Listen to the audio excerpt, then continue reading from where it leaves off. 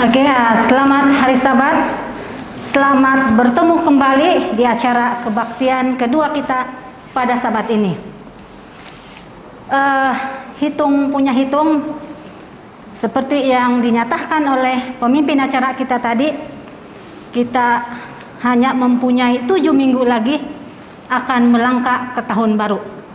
Kalau dikira dari segi hari, kita mempunyai 48 hari lagi. Maka kita akan melangkah ke tahun 2022. Persoalannya, apakah kita sudah bersedia dari segi iman untuk melangkah ke tahun baru dengan cabaran yang baru? Tajuk pelajaran Sabat Baino Rahian aku mengangat tempinai tensanan mengintang ketika mayan daya tahan atau tahan uji. Pelajaran ini kita boleh lihat dalam Yakobus 1 ayat 12 hingga 18 di bawah tajuk kecil pengujian dan pencobaan. Sebagai ayat renungan kita pada Sabat ini, kita lihat dalam Yakobus 1 ayat 12. Sio noliwan kuhit pemisahud ayat pondali di slide.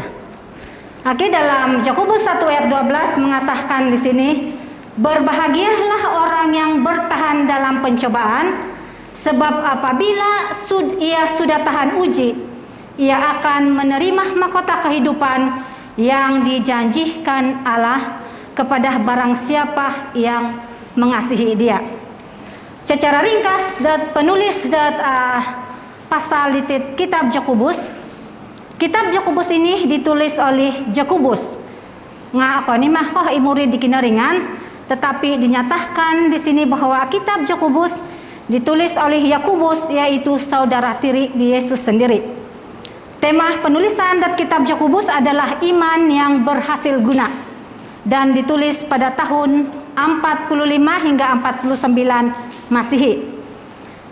Yakobus ini merupakan seorang pemimpin gereja di Yerusalem, dan menurut seorang sejarawan Yahudi yang bernama Yosifus, Yakobus mati syahid di Yerusalem pada tahun 65 Masehi. Nah, sebelum kita pergi ke ayat yang seterusnya, saya suka membawa saudara dan saudari berdoa terlebih dahulu. Kaina sembang hati. Tamadahai salam dat kerajaan sorga miguli-guli hai de mengilok media Tuhan, sebab de mengharapi hai de bantuan de bantadia. Hinohit malaikat nur al kudus sudah memimpin dahai supaya dat kasaromo ihai. Nunu kopya temodon ditit pelajaran dahai dat Sabat Baino.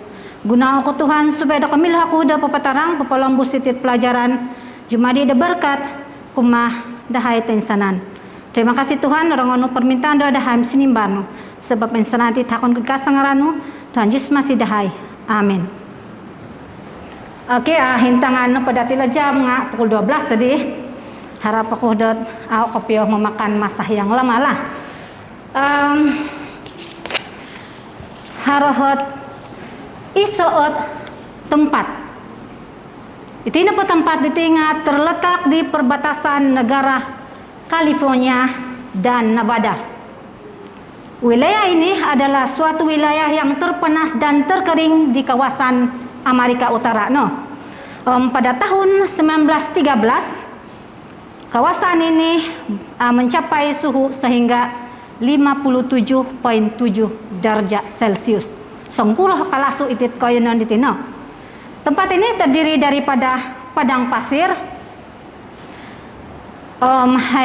Dia juga merupakan suatu tempat yang dikatakan menyembunyikan dapur lahar yang sedia meletus, megalit gunung berapi. Tempat ini dikenali sebagai Salam penenggirisnya Death Valley. Aku kailah menyebut Inggris Death Valley ataupun Haronagiat mandat larai dat neraka dunia. Habis dat membayang di kawasan itu sangat panas di kawasan Amerika Utara. Isalom dot bahasa Melayu, tempat ini dinamakan lembah kematian. Oke, itu apa kawasan itu? Dikatakan tempat ini tidak ada tumbuhan yang mampu bertahan hidup di kawasan ini. Dan binatang juga jarang ada di sini. Tetapi ada sejenis spesies binatang yang telah mengubah suai dirinya, mengubah suai kemampuan dirinya sehingga dia boleh bertahan hidup di lembah kematian ini. Terima kasih di Eldodoros Pinoloceti tempat itu dia. Oke, binatang ini dikenal sebagai tikus kenguru. Kenapa dia dikatakan sebagai tikus kenguru? Apabila kita perhatikan gambar itu, kedua kaki belakangnya lebih panjang dari kaki depannya. Tujuan dia supaya dia melompat, dapat melompat lebih jauh. Dan dikatakan tikus ini boleh bertahan hidup di kawasan padang gurun ini. Selain daripada itu, sejenis lagi binatang yang kita tahu sebagai suatu alat pengangkutan yang digunakan oleh orang-orang yang tinggal di gurun, yaitu dikenal sebagai unta. Unta, no.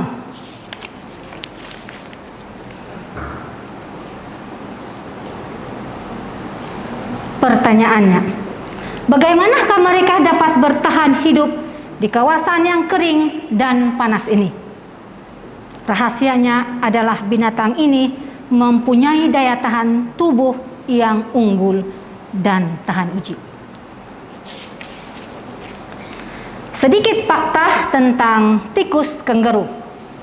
Saya suka membawa saudara dan saudari pada hari ini belajar tentang mungkin sains ataupun sejarah. Oke, sedikit fakta tentang tikus kenguru.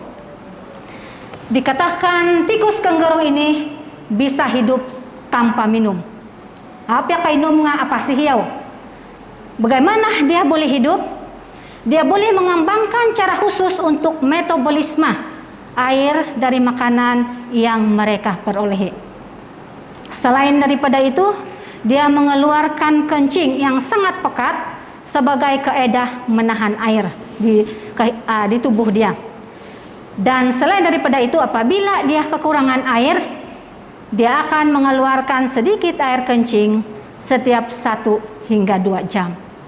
Ini adalah penyesuaian yang dibuat oleh tikus kenguru agar dia mampu bertahan hidup di kawasan gurun. Binatang yang kedua, fakta mengenai unta. Unta dapat hidup tanpa setitis air selama 20 hari, bahkan mampu bertahan sehingga 30 hari.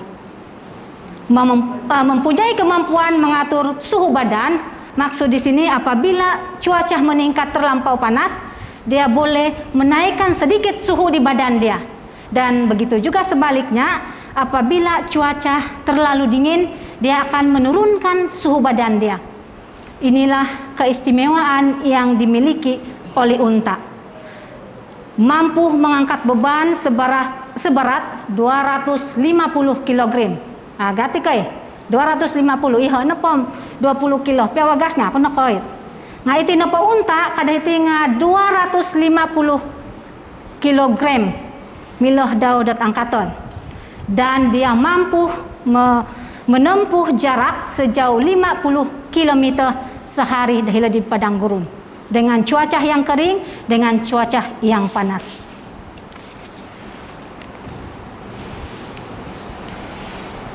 Berdasarkan fakta tadi, kita menyadari bahwa daya tahan sangat diperlukan untuk ketahanan dan kesehatan tubuh agar tahan uji dalam apapun cabaran dan pencobaan yang kita lalui dalam hidup kita setiap masa.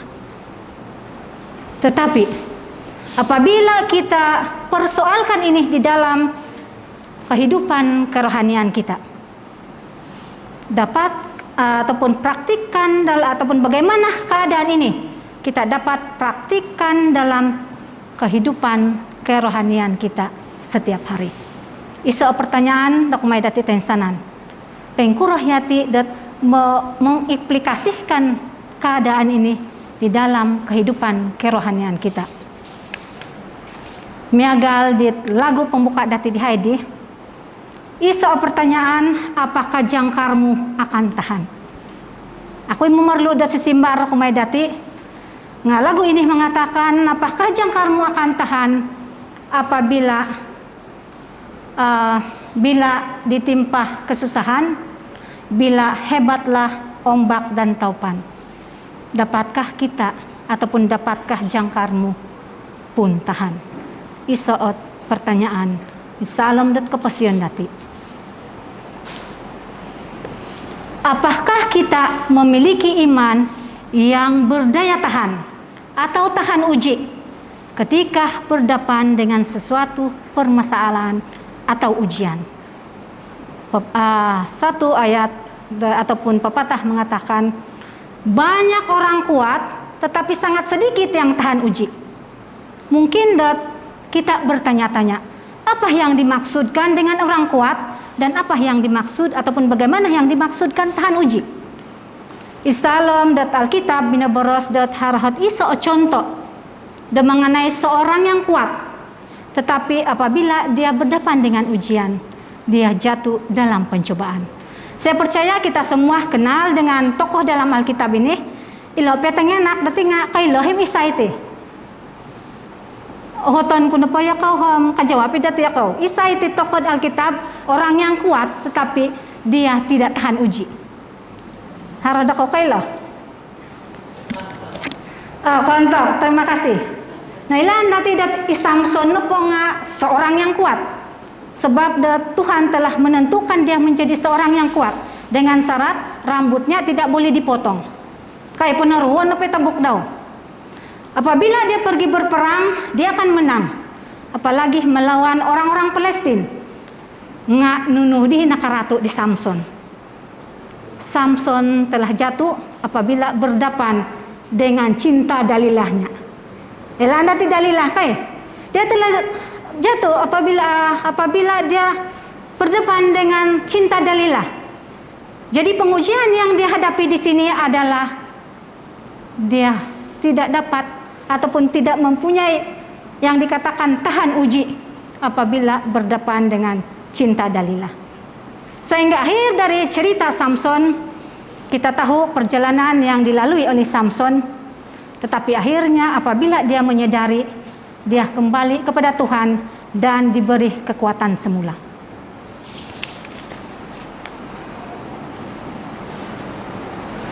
Terkadang berbagai masalah datang bertubi-tubi dalam kehidupan kita. Itu bukan karena yang Maha Kuasa tidak senang dengan kita, tidak suka dengan kita, dia benci dengan kita, tetapi justru sebaliknya, Tuhan izinkan pencobaan itu datang kepada kita untuk melihat seberapa besar iman kita kepadanya.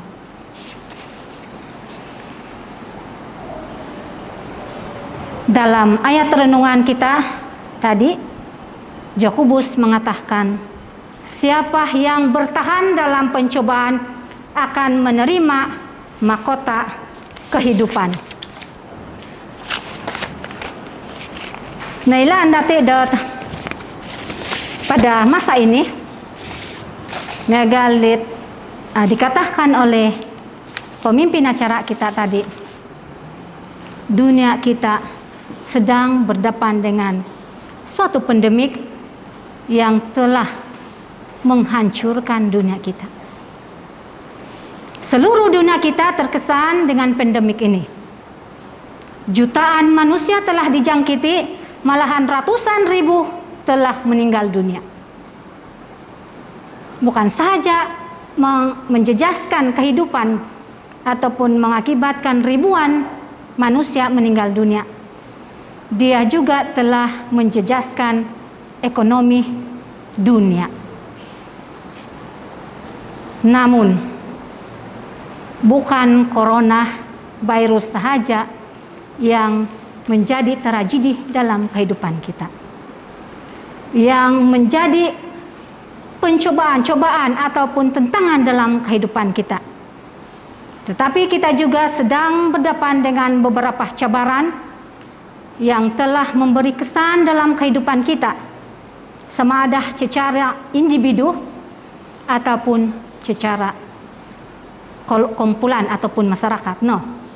Contohnya seperti masalah pengangguran. Seperti yang kita ketahui pada masa ini, banyak anak-anak muda kita yang mempunyai kelulusan yang tinggi, tetapi mereka masih menganggur. Inilah masalah yang mudah-mudi kita hadapi saat ini. Selain dari pengangguran, kemiskinan, bencana alam. Bencana alam hiti petem pelure nga baru-baru ditinga. Sengira dat hait ruminasam data puhod dit 9 hari bulan 11 harhat isaot walay dana Tuhan dahil taning tebing sungai Tuaran. Nah, sangkura iti bencana ada mempengaruhi dat kehidupan kita. Napa kebencana tanah runtuh, kebakaran, gempa bumi, banyak lagi bencana yang menghantui kehidupan manusia di saat ini. Selain daripada itu, penyakit seperti kanker, penyakit jantung, peningkatan jenayah. Di sana sini kita mendengar pembunuhan, perompakan dan sebagainya. Peperangan dan kelaparan. Apabila semua ini terjadi, kadang-kadang dat memusrawiyati. Kadang-kadang dalam pikiran kita timbul suatu persoalan. Di manakah Tuhan di dalam semua kejadian ini? Hidang bodi kinoringan, tupu pelogos daho adat ketimbaba demi galiti. Mungkin persoalan itu sedang bermain dalam pikiran kita. Ataupun adakah Tuhan bertanggung jawab atas malapetakah yang terjadi di dalam dunia ini?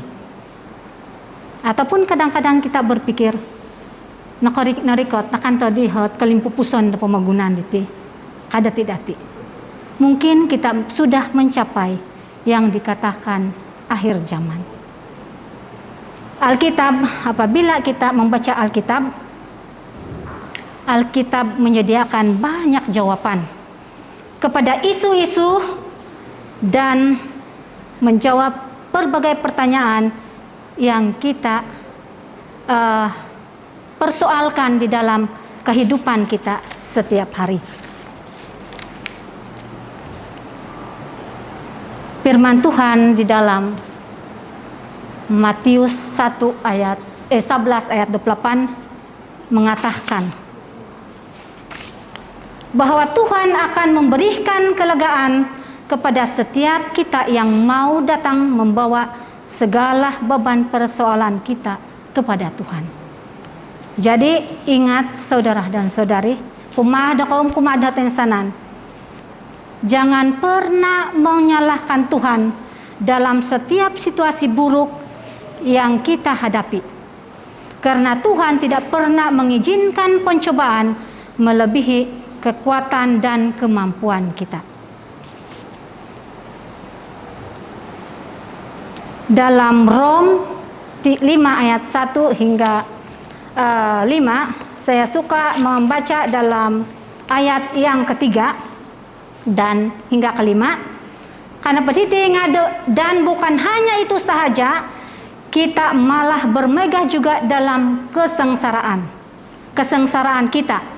Karena kita tahu bahwa kesengsaraan itu menimbulkan ketekunan, dan ketekunan menimbulkan tahan uji, dan tahan uji menimbulkan pengharapan, dan pengharapan tidak pernah mengecewakan.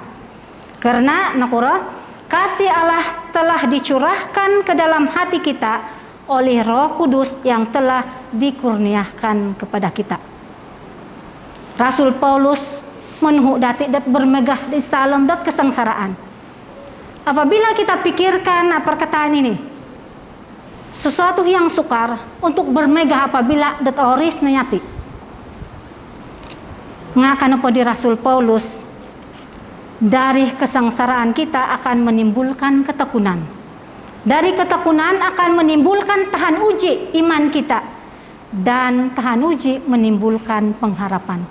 Pengharapan untuk kita memperoleh mahkota yang disediakan Tuhan kepada kita. Sebelum itu asara harati saat lagu dot asaraku itu napa lagu ditinga minum boros dot inapot kinoringan nga tidak pernah berjanji dot itu napatawan nga atau mau kasay biru kasay ka isay napa dati kailah di lagu ngarihan aku dot mangangat dati tensanan dot menondig di lagu dot Tuhan tak pernah janji.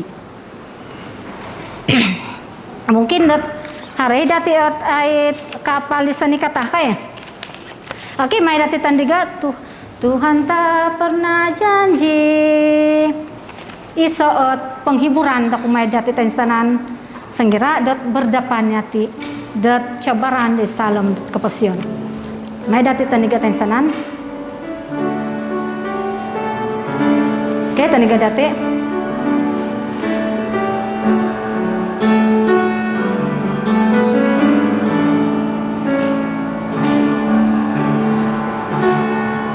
Tuhan tak pernah janji, langit selalu biru, tapi Dia berjanji selalu menyertai.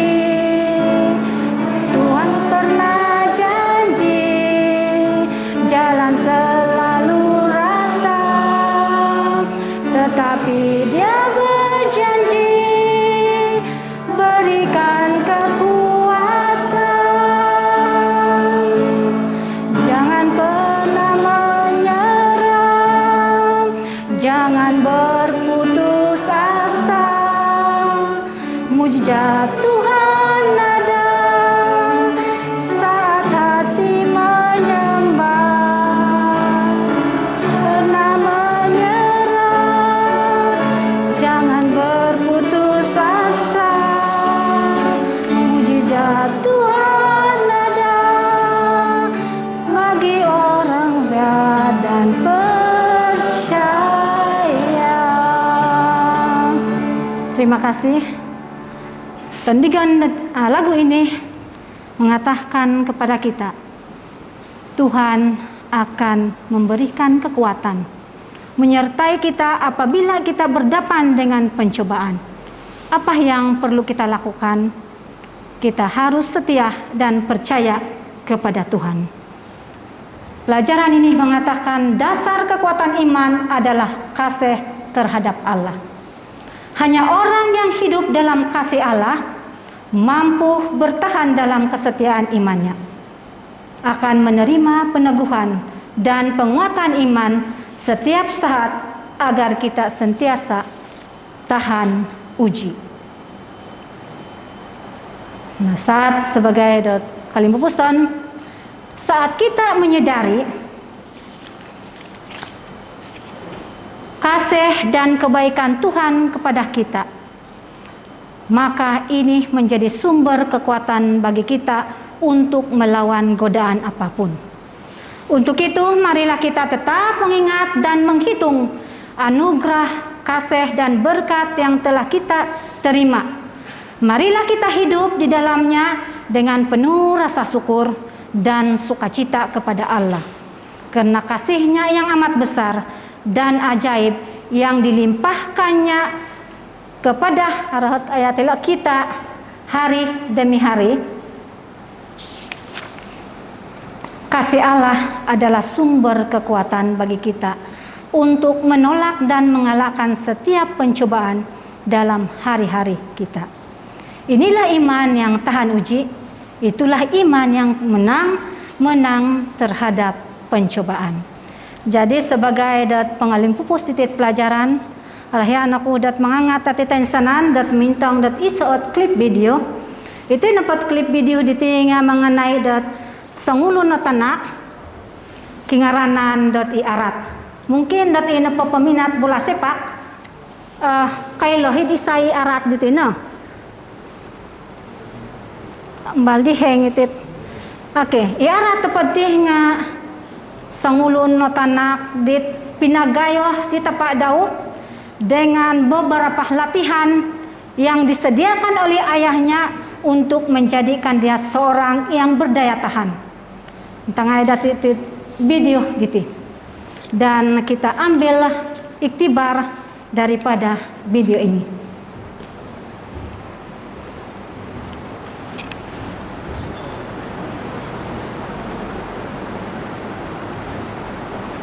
Di arat yang berbaju merah nomor 10.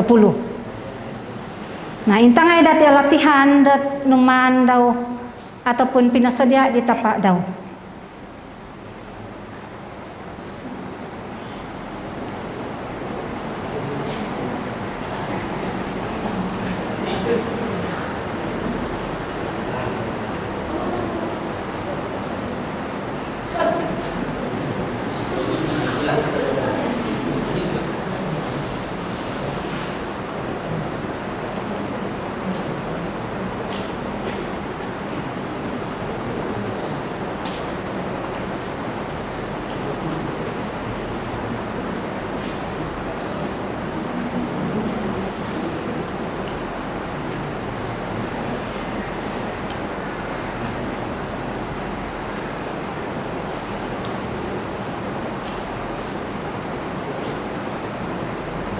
Nah, kalau apa ya ajarannya di tapak daw dat exercise di tengah agat.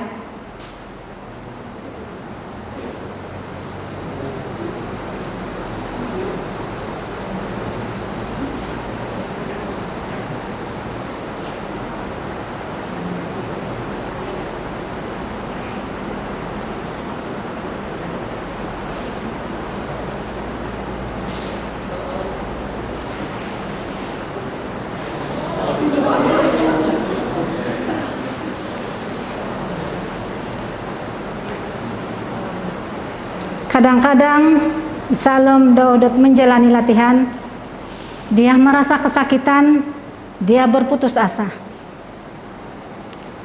Agumui cabaran datawayaan daw de Salam Daud mendalan di latihan untuk menjadikan dia seorang yang tahan uji ataupun mempunyai ketahanan daya tahan yang kuat. Tetapi ayahnya sentiasa memberi galakan, memberi sokongan kepada arat.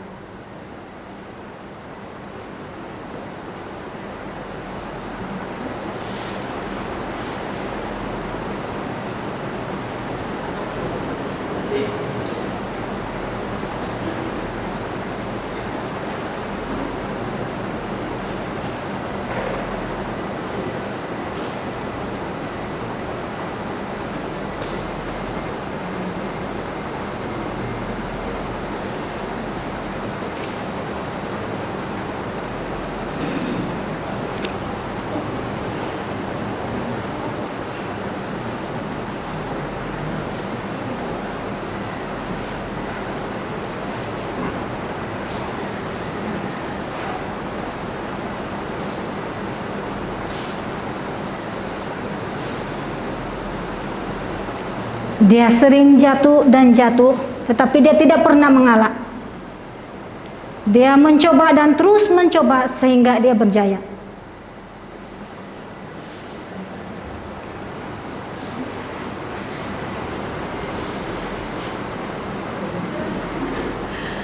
Oke, Irina hit klip video isot pengajaran kumaidati dari salam dan perjalanan iman kita kepada Tuhan. Saya percaya sebagai manusia biasa kita pernah jatuh dan terus jatuh. Nah, karena pengkinaringan dia tidak pernah membiarkan kita.